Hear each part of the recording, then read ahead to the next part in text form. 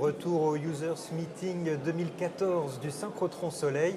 Cette fois-ci, nous allons partir un petit peu plus loin. Nous allons parler astrophysique, notamment avec notre nouvel intervenant, Charles Pépin. Vous êtes physicien, doctorant, c'est-à-dire que vous êtes en thèse au laboratoire des hautes pressions statiques du CEA. C'est à Bruyères-le-Châtel que se trouve votre laboratoire. Sur quoi porte votre thèse ? Alors, donc, comme vous l'avez dit, je travaille dans le domaine des hautes pressions statiques et je vais m'intéresser aux hydrures d'éléments légers. Donc ça va être des matériaux qui vont contenir beaucoup d'hydrogène. Donc des matériaux qui contiennent beaucoup d'hydrogène et je le disais en introduction, on va aussi un peu parler astrophysique parce que ces matériaux, on les trouve loin.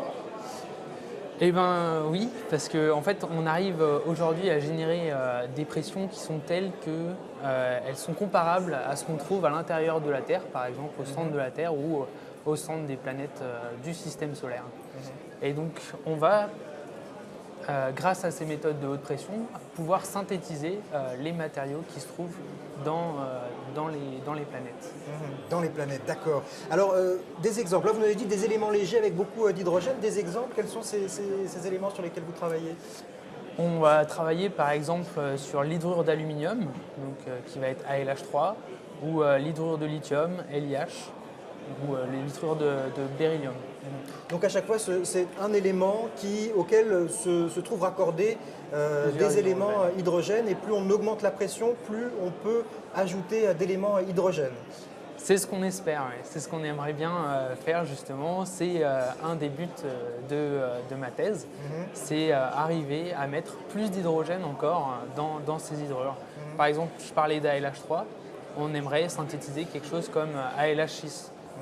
Bien évidemment, on voit donc un atome d'aluminium auquel seraient liés 6 atomes d'hydrogène. On peut le voir comme ça, effectivement. Ouais. Mais liés de quelle manière ?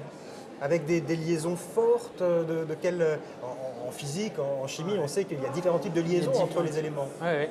C'est une très bonne question parce qu'en fait, l'effet de la pression va changer les liaisons. On va passer au début de ce qu'on appelle des liaisons covalentes. Donc, un élément normal, comme on le trouve partout autour de nous. Et plus on va augmenter la pression, plus on va se diriger vers des liaisons qui vont devenir métalliques. Et donc ça, c'est extrêmement intéressant parce qu'on va pouvoir former des métaux d'éléments auxquels on n'aurait pas du tout pensé à pression ambiante. Oui. Alors là, peut-être, ce qui est intéressant pour nous, c'est que vous nous disiez qu'est-ce que c'est qu'un métal ? Parce que pour nous, un métal, voilà, on pense au fer. Là, vous nous dites, en augmentant la pression, on rend métallique des éléments qui d'habitude ne le sont pas. Alors, qu'est-ce que ça veut dire que de rendre métallique ? Du coup, on se demande quelle est la définition du métal pour un physicien. Nous, on voit le métal comme tout le monde. C'est vraiment, on va diminuer la résistance du matériau jusqu'à un certain seuil qui va faire qu'on va l'appeler un métal, par exemple. On peut le voir comme ça. Un métal, c'est un matériau qui conduit de l'électricité, dans lequel les électrons peuvent se déplacer facilement. Donc ça revient à ça, de dire on rend métallique ces éléments, c'est-à-dire que les électrons se promènent dedans librement. Alors, comment vous augmentez ? Vous nous avez dit, tout ça, ça se passe à très très forte pression. Qu'est-ce que vous faites pour obtenir cette très haute pression ?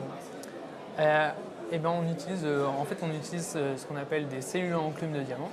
Donc des cellules à enclume de diamant. Je dis, comme on n'est pas forcément au courant et très habitué à entendre parler de ça, je le dis en articulant un peu plus, donc des enclumes de diamant. Oui, c'est un équipement qui tient dans le creux d'une main en fait, sur lequel sont montés 2 diamants qui sont l'un en face de l'autre. Et entre ces 2 diamants, on va venir insérer l'élément qu'on veut étudier, justement, et sur lequel on va appuyer très fort. Et les diamants étant le matériau le plus dur qu'on trouve actuellement, ça va nous permettre de générer des pressions extrêmement fortes et sans casser le diamant.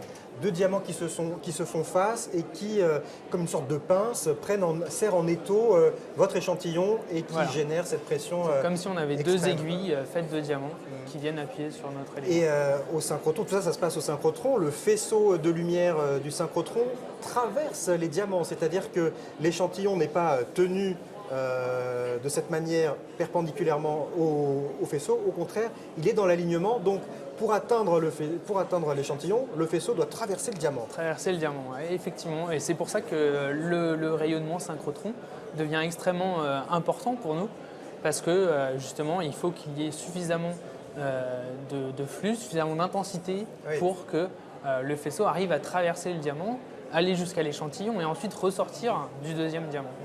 Donc là, il interagit avec les liaisons. Vous parliez par exemple tout à l'heure d'aluminium avec des atomes d'hydrogène autour. Il interagit avec cet aluminium et ces atomes d'hydrogène et ça vous donne une idée un peu plus précise de la façon dont cet hydrogène est lié à l'aluminium. Exactement, exactement. Alors à terme, bon ça c'est pour le cadre fondamental. Un chercheur, ça cherche toujours parce que ça a envie de comprendre.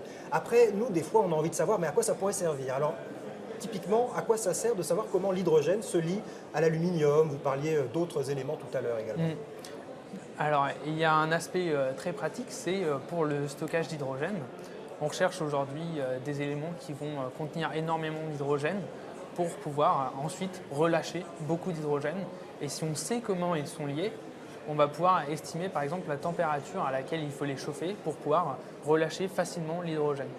Donc on peut imaginer des réservoirs, notamment lorsque on parle de voitures à hydrogène, enfin lorsque l'on parle d'hydrogène comme un vecteur d'énergie qui permettrait de faire fonctionner des machines, il faut aussi pouvoir le stocker. On peut imaginer que à terme, vos recherches puissent permettre de faire des réservoirs qui permettent de stocker et déstocker l'hydrogène à volonté. C'est exactement ça. On aimerait trouver un hydrure comme ça qui permet de relâcher l'hydrogène et qui, sans trop fournir d'énergie, peut restocker l'hydrogène pour être réutilisable après. Et une autre partie de vos recherches, je crois, ça porte plus sur la supraconductivité. Alors, expliquez-nous ça. Donc là, c'est un aspect un peu plus fondamental des hydrures. Aujourd'hui, il y a beaucoup de calculs théoriques qui sont faits sur ces hydrures et qui montrent qu'on pourrait avoir des supraconductivités dans ces hydrures. Alors, un mot sur ce qu'est la supraconductivité, peut-être? Et ben, la supraconductivité, c'est en fait quand on a un métal. Donc je disais, il y a une résistance, il y a une certaine résistance qui est faible, mais qui existe quand même. Et donc dans la supraconductivité, en fait, on n'aurait plus du tout de résistance. Donc ça voudrait dire que les électrons, comme vous disiez, pourraient se balader librement dans le supraconducteur sans perdre d'énergie. Sauf qu'à ce jour, la supraconductivité, ça ne marche qu'à des températures très très basses, c'est-à-dire qu'on est à moins 200 degrés Celsius par exemple, pour avoir ces effets où les électrons se promènent dans les matériaux sans aucune résistance, donc avec tout l'intérêt que ça peut avoir. Et vous essayez en fait de mimer ce comportement, et ça c'est un peu le Graal de beaucoup de gens qui travaillent dans la supraconductivité, de mimer ce comportement, mais à des températures ambiante, exactement. C'est vrai que l'idée derrière la supraconductivité, c'est de trouver le supraconducteur ultime, qui serait un supraconducteur à température ambiante. Et derrière ça, il y a un candidat favori, c'est l'hydrogène.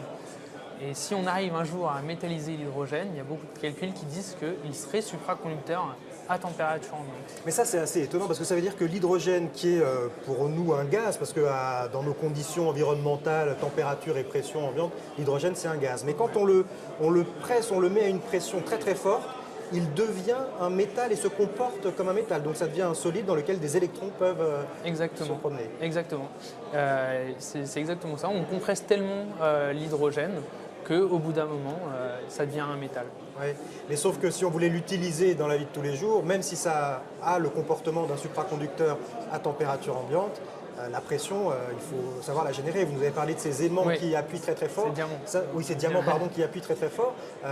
Comment on réussit à avoir ça? Il faut, du coup, on espère que quand on va venir relâcher la pression, donc tout simplement on décolle petit à petit les diamants du matériau, le métal va rester dans son état et qu'on va pouvoir le ramener à la pression ambiante.